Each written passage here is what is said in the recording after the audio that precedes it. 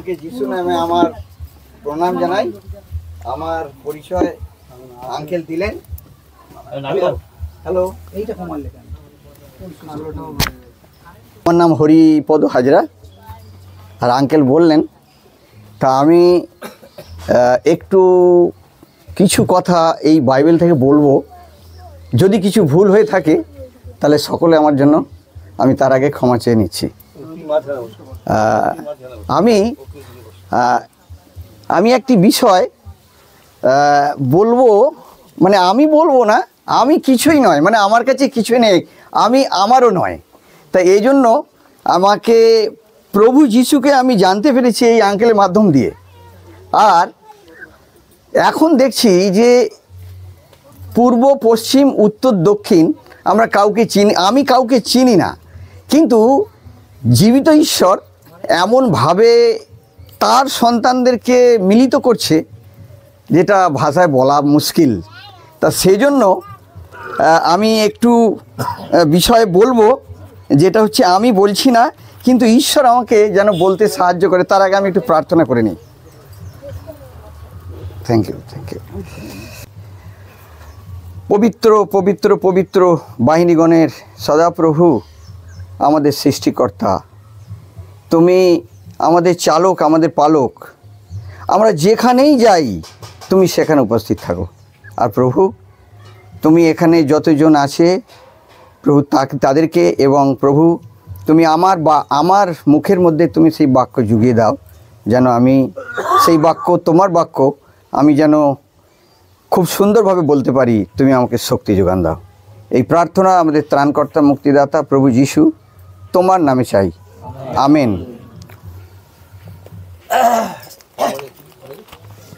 আমরা এখানে কতজন নূতন আছি, একবারে নূতন, একটু যদি জাস্ট বসে বসে হাত তোলেন আমার খুব ভালো লাগে।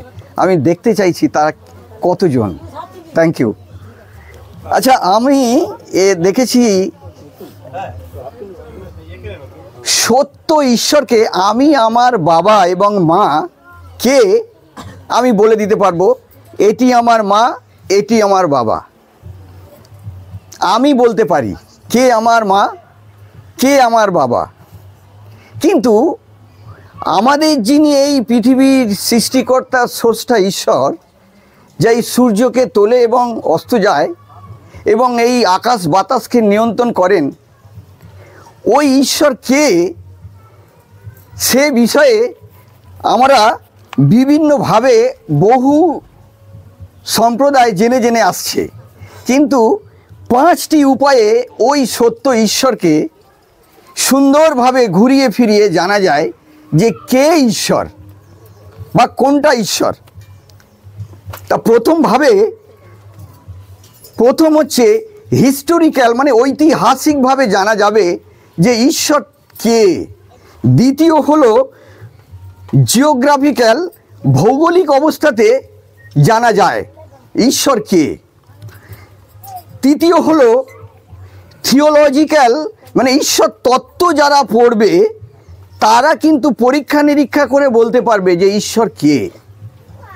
আর লজিক্যাল, মানে যুক্তি দিয়ে যদি কেউ জানতে চায় সেখানেও মিলন হবে যে ঈশ্বর কে। আরেকটি প্র্যাকটিক্যাল করে ঈশ্বরকে জানা যাবে যে ঈশ্বর কে। তা আমি এখানে আমাদের অনেক ভাইরা আছে, আমার যতক্ষণ সময় লাগবে আমি একটু ইউজ করে যাব, ঈশ্বরের বাক্য শেয়ার করে যাব। যদি আমার একটু মানে তাড়াতাড়ি হয় তাহলে ভালো হয়, অনেকে হয়তো শেয়ার করার জন্য আছে। তাই এজন্য আপনাদের সামনে একটি বিষয়, যেটা এই 2000 সালের আগে যারা প্রভুতে চলে গেছে বা অন্যান্য সম্প্রদায়েতে তারা মারা গেছে, তারা কিন্তু এই করোনা যে কোভিড আসছে বা হলো 2 বছর, সারা পৃথিবী কিন্তু জেনেছে। আমেন, জেনেছে। এবং এই কোভিডের ওষুধ কিন্তু তৈরি করতে পারলো না 2 বছর ধরে। পরে একটা প্রোটেকশান দেওয়ার জন্য ব্যবস্থা হয়েছে, সেটা নিয়ে ব্যবস্থা চলেছিল, এখনও আছে। তাই এই বাইবেল কি বলে, আমরা জিরোমীয় ভাওবাদীর 25 অধ্যায়ের 32 পদ খুলে দেখি যে প্র্যাকটিক্যাল ঈশ্বর কি বলেছে, যেটা মানুষ বুঝে উঠতে পারছে না যে এটা কি। আর এই বাইবেলের মধ্যে লেখা আছে, ইংরেজিতে লেখা আছে হোলি বাইবেল, আর বাংলায় লেখা আছে কি পবিত্র বাইবেল। কোনো শাস্ত্রে কিন্তু এই লেখাটা পাওয়া যাবে না। আমেন। এই লেখাটা কোনো শাস্ত্রে পাওয়া যাবে না। তাই আপনি দেখুন যে ওই জায়গাটা 32 অধ্যায়েতে কি লেখা আছে। 32 অধ্যায়, বেশিটা পড়বো না আমরা, 32 থেকে 33, 25 অধ্যায়ের 32 পদের, 25 অধ্যায়ের 32 পদের 32 এবং 33 পদ সকলে খুলি, এবং দেরি হলো ওইটুকু আমরা পড়ে নেব যে প্র্যাকটিক্যাল ব্যাপারটা কি। আমি পড়বো? হ্যাঁ, পড়ুন। বাহিনীগণের সদাপ্রভু এই কথা কহেন, দেখো এক জাতির পরে অন্য জাতির প্রতি অমঙ্গল উপস্থিত হইবে, এবং পৃথিবীর প্রান্ত হইতে প্রচণ্ড ঘূর্ণ বায়ু উঠিবে। তৎকালে সদাপ্রভু নিহত লোক সকল পৃথিবীর এক প্রান্ত হইতে পৃথিবীর অন্য প্রান্ত পর্যন্ত দেখা যাইবে। কেহ তাহাদের নিমিত্ত বিলাপ করিবে না, এবং তাহাদেরকে সংগ্রহ করা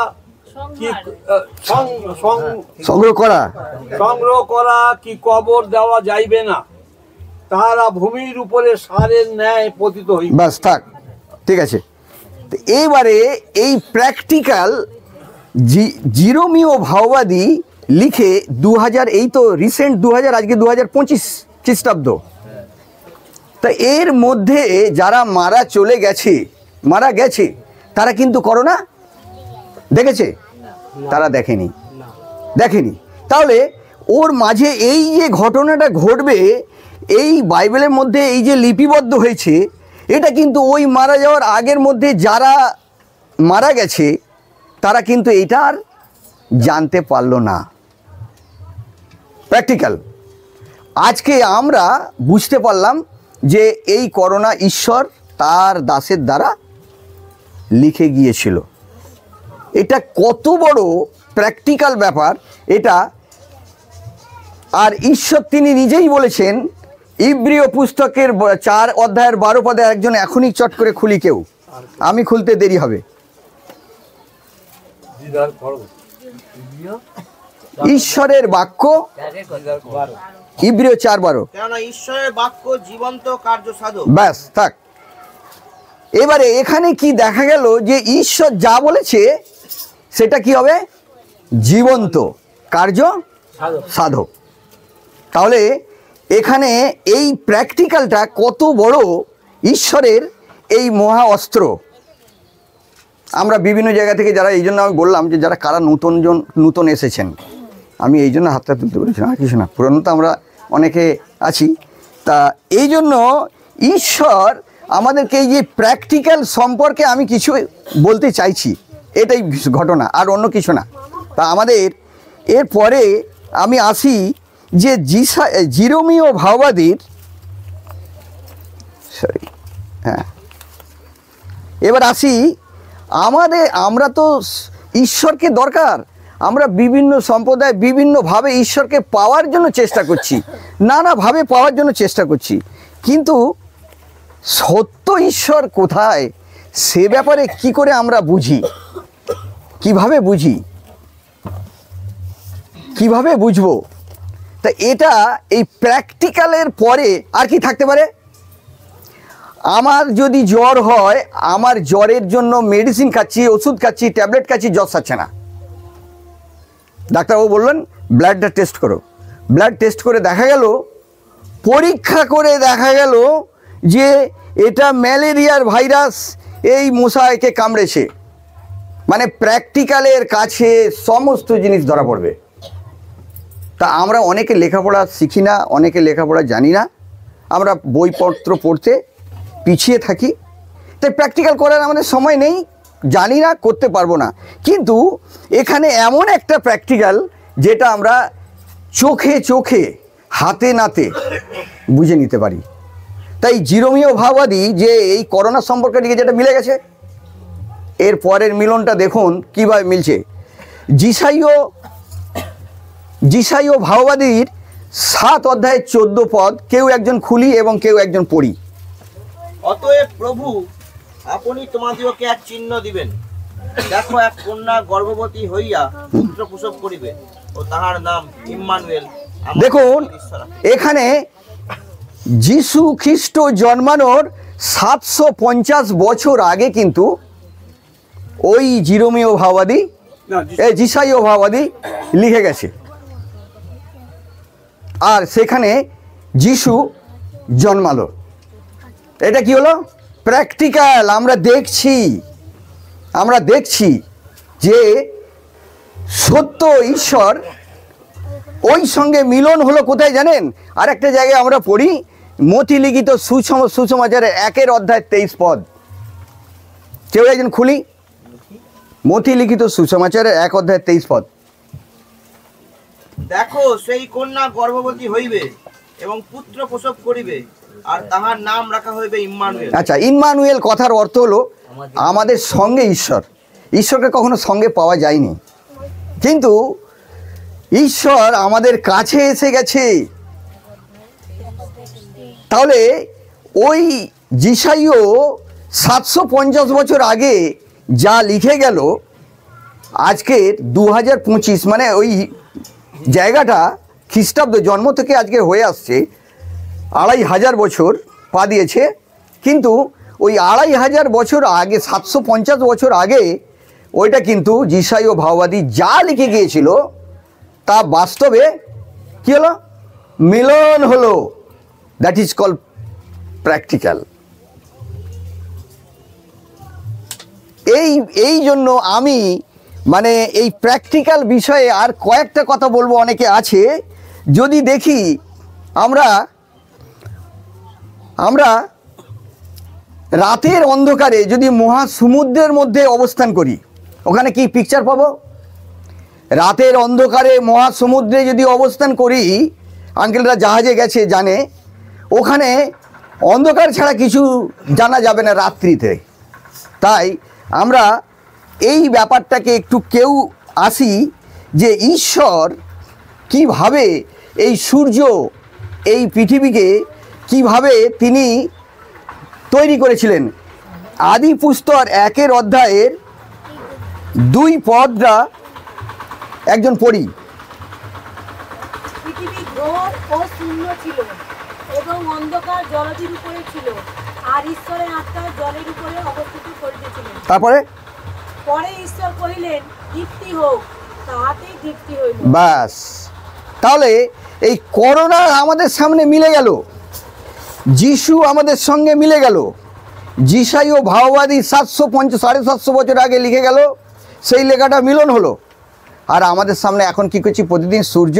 আমরা কবে সূর্য ঈশ্বর করেছিল আমরা দেখি না তো। আমরা দেখেছি? আমাদের বয়স কত? 50, 60, 70 বছর মধ্যে। ঈশ্বর এইরকমভাবে ওই জায়গা তিনি আমাদের জন্য এটা সৃষ্টির শুরুতে এটা করেছিলেন। তা এই বাস্তব বিষয়টা আমরা সত্য ঈশ্বরের কাছে ছাড়া আর কোনো জায়গায় পাবো না, পেতে পারি না। আমাকে সাজগোজ পরে বিভিন্ন রকম করে আমি ঈশ্বরকে জানাবো, ওটা হতে পারে না। প্র্যাকটিক্যালে আসতে হবে, মিলনে আসতে হবে, তাহলে কে সত্য ঈশ্বর আমরা জানতে পারবো। এরপরে আমরা আরেকটা জায়গায় দেখছি যে 1 অধ্যায়ে আদি পুস্তক 1 অধ্যায় 26 পদ পড়ে দেখছি। পরে ঈশ্বর কহিলেন, আমরা আমাদের প্রতিমূর্তিতে আমাদের সাদৃশ্যে মনুষ্য নির্মাণ করি, আর তাহারা সমুদ্রের মধ্যে। আচ্ছা থাক, ঠিক আছে। কি করলো? আমাদের সাদৃশ্যে, মানে কি? আমাদের, নট একা, আমি নয়। ওখানে কি লেখা আছে? আমি লেখা হয়নি, আমাদের। তার মানে কি? ঈশ্বরের সঙ্গে কেউ একজন ছিল। ঈশ্বরের সঙ্গে কেউ একজন ছিল, তিনি কি করলেন? প্ল্যান তৈরি করলেন। কি প্ল্যান করলেন? আমাদের সাদৃশ্যে কি করবে? মনুষ্য নির্মাণ করবে, মানে একজন মানুষ তৈরি করবে। উনি প্ল্যান করলেন, উনি বুদ্ধি করে একটা প্ল্যান বানালেন যে আমি এটা, ও ফার্স্টে তৈরি করেছিল কি? সূর্য দিবস তৈরি করলো। তারপরে ওর ভিতরে অনেক কিছু রয়ে গেছে, আমি ছেড়ে দিয়েছি ওগুলো। কিন্তু মানুষ, মানে আমরা মানুষ, এই মানুষ, আমরা মানুষ, এটা উনি প্ল্যান বানালো, কিন্তু তখনও মানুষ হয়নি। তারপরে প্র্যাকটিক্যালটা কি আসছে দেখুন। আরেকজন খুলি 2 অধ্যায়ের 7 পদ। ঈশ্বর মৃত্তিকার ধূলিতে আদমকে অর্থাৎ মনুষ্যকে নির্মাণ করিলেন। তাহলে কি হলো? ঈশ্বর কি থেকে করলো? মাটি থেকে করেছে। এখন না পেট্রোকেমিক্যালের বহুত কিছু ইনস্ট্রুমেন্ট তৈরি করা যায়, বা আরও অনেক কিছু সম্পদ দিয়ে করা যায়, নানা কিছু জিনিস করা যায়। ওটা রাখলে কি হয়, মাটির মধ্যেও যদি কেউ চলে যায়, সে বেশ কিছুদিন থাকলেও সে একই থাকবে, ও নষ্ট হবে না। কিন্তু ঈশ্বর কি করলো? মৃত্তিকার ধুলিতে কাকে করেছিল?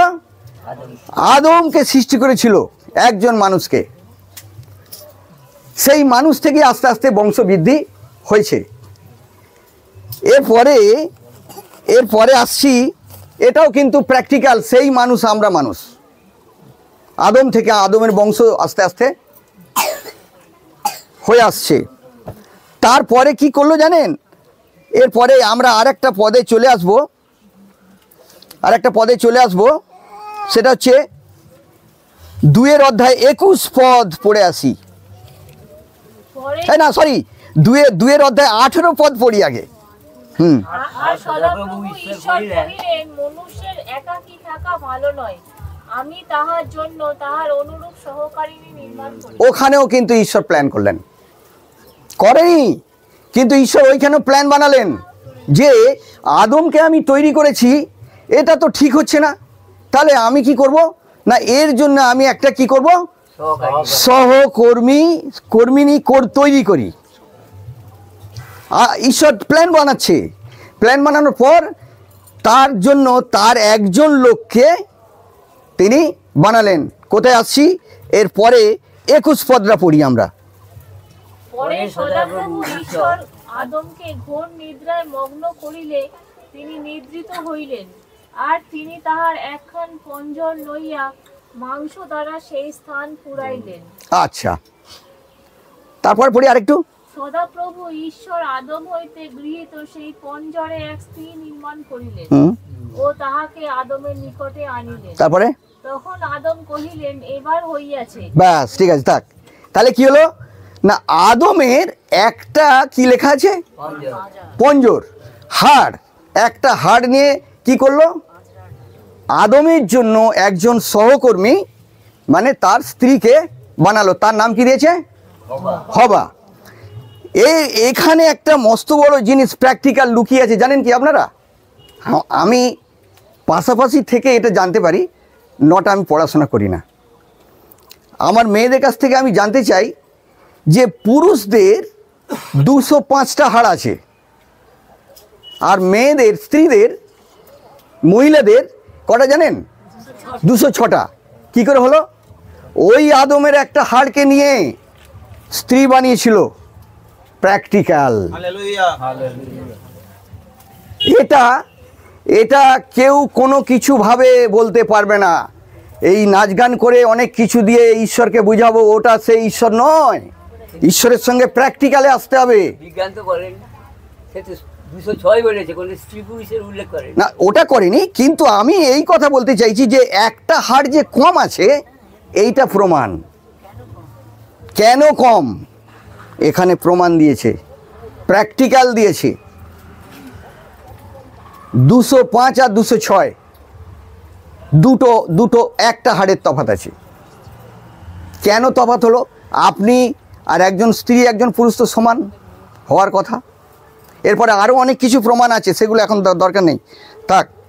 তা এই প্র্যাকটিক্যালগুলো অন্য কোনো থেকে পাওয়া যাবে না, কারণ এটা পবিত্র বাইবেল, হলি বাইবেল।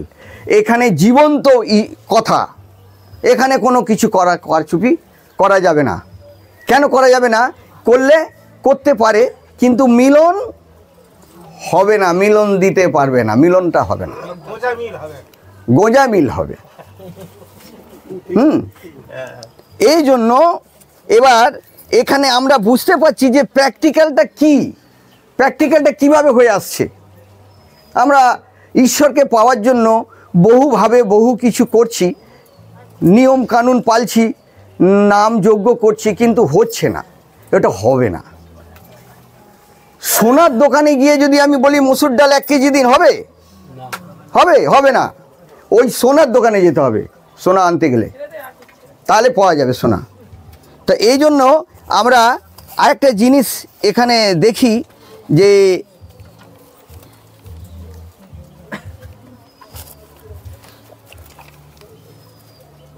আমরা একটা জিনিস খুঁজে আসি। আচ্ছা, এখানে প্রাচীন লোক কে আছে? সবচেয়ে প্রাচীন না, এই গ্রামের মধ্যে প্রাচীন লোক কে আছে? আচ্ছা, আপনাকেই আমি সিদ্ধান্ত নিলাম, আপনার বয়স এখন কত? 77। আমি ধরে নিলাম 80 বছর। ঠিক আছে, আপনার বয়স এখন 80 বছর। এই মগটা আমাকে দাও তো। হ্যাঁ দাও। 80 বছর আপনার বয়স। তো এই 80 বছর বয়সে মানে এখন থেকে 80 বছর বয়সে যদি এইটা আমি 50 কিলোমিটার ব্যাসার্ধ ধরি, মানে বুঝতে পারছেন কি 50 কিলোমিটার কতটা হবে? অত ধরছি না, আরও একটু শর্ট করে দিচ্ছি। 15 কিলোমিটার ধরছি, 10 কিলোমিটার ধরছি। এই 10 কিলোমিটার ব্যাসার্ধে এই 80 বছরের মধ্যে কতজন লোক মারা যেতে পারে? আর ওই 80 বছর আগে কতজন লোক ছিল বলতে পারবেন? আমি কি বললাম বুঝতে পারছেন কি? কে বুঝতে পারছে এর মধ্যে? আচ্ছা, এই 10 কিলোমিটারই বলে নিচ্ছি, 10 কিলোমিটার মানে এই গ্রামটা 10 কিলোমিটার ব্যাসার্ধে। এই গ্রামের মধ্যে এই 80 বছরে আগে কত লোক ছিল, এখন কত? হ্যাঁ, বৃদ্ধি পেয়েছে। একটা অ্যাপ্রক্স বলুন, অ্যাপ্রক্স। তখন 80 জন ছিল, এখন 8000। কি হবে, ঠিক বলছে না ভুল বলছে? হয়তো ফিগারটা বলতে পারছে না, কিন্তু বৃদ্ধি পেয়ে গেছে, ঠিক তো? এখানে এই যে বৃদ্ধি, বিভিন্ন সম্প্রদায় কি বলেছে জানেন? বলেছে 84 লক্ষ জনি ভেদ করে কি হবে, মানুষ হবে, তাই না? এটাই কিন্তু যুক্তি চলছে। এটা কিন্তু মিলন আপনার কাছে এখন প্র্যাকটিক্যাল পাওয়া যাচ্ছে কি জানেন? যে এই 80 জনের জায়গায় এখন হয়ে গেছে 8000। কোথা থেকে এলো? 80 জন মারা গেলে 80 বছর একটা লোক, ম্যাক্সিমাম 80 বছর হলে বা আরও একটু বেশি হলে সে এক্সপায়ার করে যাবে। কী হবে? সে মারা যাবে। তাহলে 80টা ঘুরে কটা হবে? 80টা হবে। 80 মারা গিয়ে যদি হয়, মানে যদি রোটেশন হয়, তাহলে 80 ঘুরে কত হবে? 80 হবে, বেশি হবে না। এ বলছে 80, এই ভদ্রলোক বললেন 80,000 হয়ে গেছে। জানেন কি করে হলো? পড়ে দেখুন ওখানে কি লেখা আছে।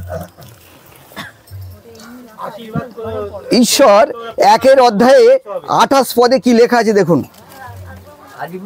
হ্যাঁ, আদি পুস্তক 28 অধ্যায়ের 1 অধ্যায় 28 পদে। ঈশ্বর তাহাদিগকে আশীর্বাদ করিলেন, ঈশ্বর কহিলেন, তোমরা প্রজাবংশ ও বহুবংশ হও, বাস ছেড়ে দিন, পৃথিবী পরিপূর্ণ ও বশীভূত হও করো। এইবার দেখুন, ঠিক আছে, ওটা পরে পড়বেন না, বিষয় না। এইবার কি করলো, কি হলো এখানে প্র্যাকটিক্যাল? প্রজাবন্ত বহু বংশ হয়। ছিল কত? 80 ছিল। কত হলো? 8000। ঈশ্বরের কথা কি হয়েছে? বহু বংশ। ওখানে লেখা আছে ঈশ্বরের বাক্য জীবন্ত, কার্য সাধন। মানে আমরা এই জায়গাটায় আসছি, মানে আমাদের সঙ্গে এখান থেকে পূর্ব পশ্চিম উত্তর দক্ষিণ কারোর সঙ্গে আমাদের মিলন নেই, কিন্তু ঈশ্বর যাকে তার সত্য জানাবে তার সঙ্গে আমাদের সঙ্গে সাক্ষাৎ হবে। অনেক অনেক লোক আছে, অনেক লোক আছে। এই ইভিন আমার নিজের দাদা বাবা বা আত্মীয় স্বজন, তারা কিন্তু ঈশ্বরকে জানতে পারছে না। ঈশ্বর যাদেরকে জানাবে না, তারা কিন্তু এই আপনাদের সঙ্গে আমার সম্পর্ক বা অন্যের সঙ্গে এই সংযোগটা হয়ে যাবে।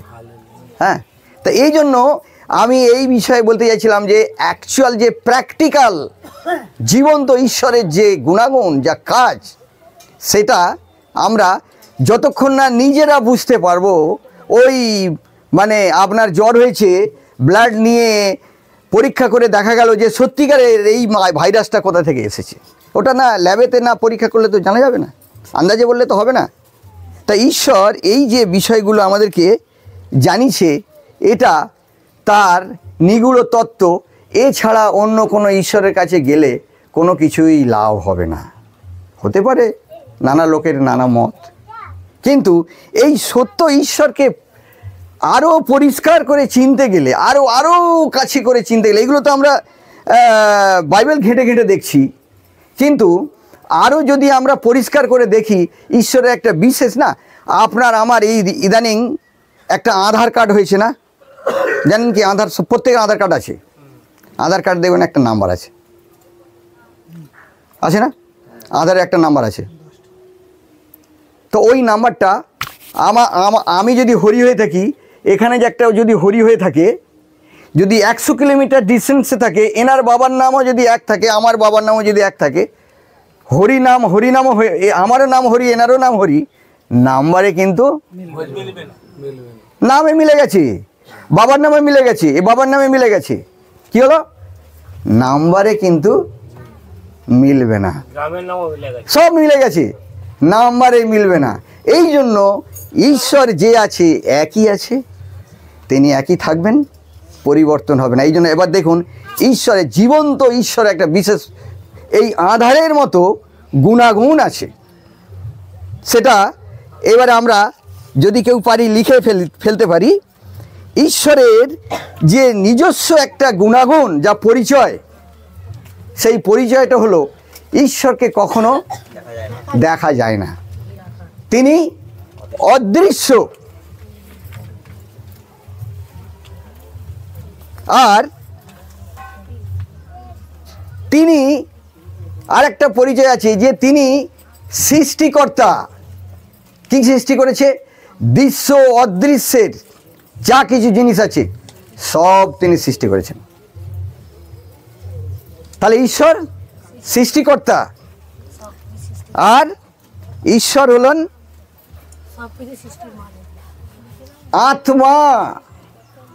আমাদের মধ্যে যে জিনিসটা আছে না, এখান থেকে যদি বেরিয়ে যায়, আমি দাঁড়িয়ে আছি কিন্তু নেই। একটা জিনিস আমি বলতে ভুলে গেছি, প্র্যাকটিক্যাল একটা জিনিস বলতে ভুলে গেছি। দেখুন তো লেখা আছে 1 অধ্যায় 7 পদে, সেখানে আরেকবার পড়ি, 1 অধ্যায় 7 পদে। হ্যাঁ, না ওই 1 অধ্যায়ের 7 পদটা পড়ি আরেকবার। পরে ঈশ্বর কইলেন জলের মধ্যে, না 1 অধ্যায় 7 পদ। হ্যাঁ, না আর সদাপ্রভু মৃত্তিকা ধুলিতে আদমকে 1 অধ্যায় 7, ও সরি 2 অধ্যায় 7 পদ, ভুল বলছি আমি। হ্যাঁ, আর সদাপ্রভু ঈশ্বর মৃত্তিকা ধুলিতে আদমকে অর্থাৎ মনুষ্যকে নির্মাণ করিলেন এবং তাহার নাসিকায় ফু দিয়া প্রাণবায়ু প্রবেশ করে। এইখানে আসুন, প্র্যাকটিক্যালটা কিরকম মিলছে দেখুন। আমি যদি মারা যাই না, এই শ্বাসটা আর কি হবে? কাজ করবে না। তাহলে ঈশ্বর কি বলছে? নাকে কি দিয়েছিল?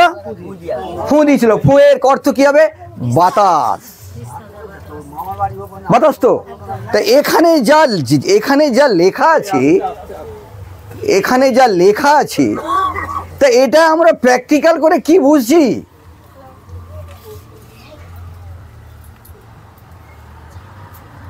আবার আমরা ওই একটু আগে ফিরে যাই। বুঝা যাচ্ছে যে ঈশ্বর জীবন্ত। হ্যাঁ, মানে আমাদের ঈশ্বর যা কাজ করেছে, সেই সত্য ঈশ্বর তিনি যা কাজ করেছেন, সেই কাজটা কত সুন্দর প্র্যাকটিক্যাল। আমরা জাস্টিস করছি, এটা হচ্ছে সত্য ঈশ্বরের কাজ। ঈশ্বর নাসিকায় ফুঁ দিয়েছিলেন আর কি, প্রাণবায়ু দিয়েছিলেন। এখন তো আমরা মিলিয়ে দেখে নিতে পারছি। হ্যাঁ, থাকছে না, তাহলে ঈশ্বর ওটা কিন্তু দেখা যাচ্ছে না, দেখা যাচ্ছে। তাহলে ঈশ্বর, এই আর একটা ঈশ্বরের একটা নাম আছে আত্মা। বহু মনি ঋষিরা বিভিন্নভাবে তারা এই ভাষাটা ইউজ করে গেছে যে ঈশ্বর আত্মা, মানে আমাদের মধ্যে প্রাণবায়ু এই রূপে প্রবেশ করেছিল। ঈশ্বরের আর একটা গুণ আছে, সেটা প্রেমময়। তিনি চোর, ডাকাত, খুনি, বদমাশ সকলকে, আজকে আমি যদি একটা খুব বিরাট অন্যায় কাজ করে থাকি, ঈশ্বর আমাকে শাস্তি দেবেন না। তিনি সুযোগ দিয়েছেন যাতে আমাকে ব্যাপারটা বুঝতে, এই জন্য তিনি তাকে কি করছেন, প্রেম করে আসছে। ঈশ্বরের একটা বিষয় হচ্ছে তিনি প্রেম। আচ্ছা, আর একটা বিশেষ গুণ আছে ঈশ্বরের, সেটা হচ্ছে আমাদের ঈশ্বর কখনো বিবাহ করতে পারে না। কেন? কিভাবে বিবাহ হবে?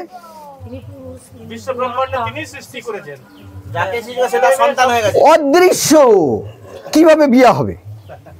বা ঈশ্বরের সমগোত্রীয় কে তার সহকর্মী হতে পারে? ঈশ্বর পুলিঙ্গ, প্র্যাকটিক্যাল।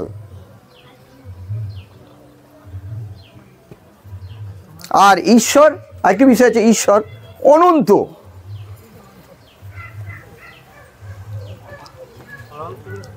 আর একটা বিষয় আছে, অনেক আছে, আমি মাত্র সামান্য কয়েকটা করেছিলাম। আর হচ্ছে ঈশ্বর ঘুমান নেই। কিরম করে প্রমাণ করব? আমাকে তো ঈশ্বর বাঁচিয়ে রেখেছে।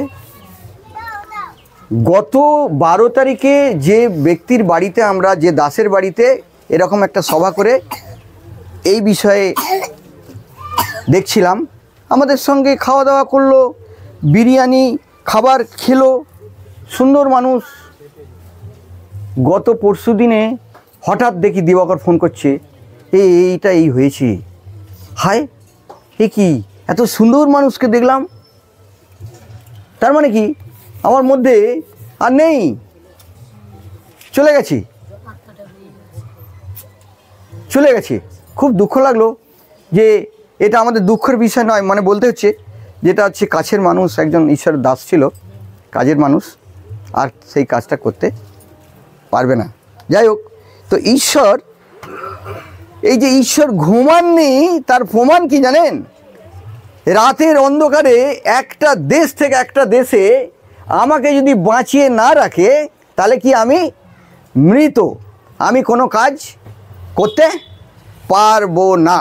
তার মানে ঈশ্বর আমাকে বাঁচিয়ে রেখেছে, ঈশ্বরের কাজ চলছে, আমার পিছনে ঈশ্বরের কাজ চলছে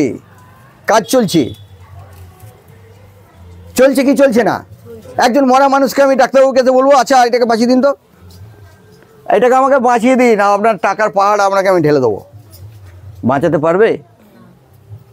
কে বাঁচাতে পারবে? যদি পারে ঈশ্বর পারবে।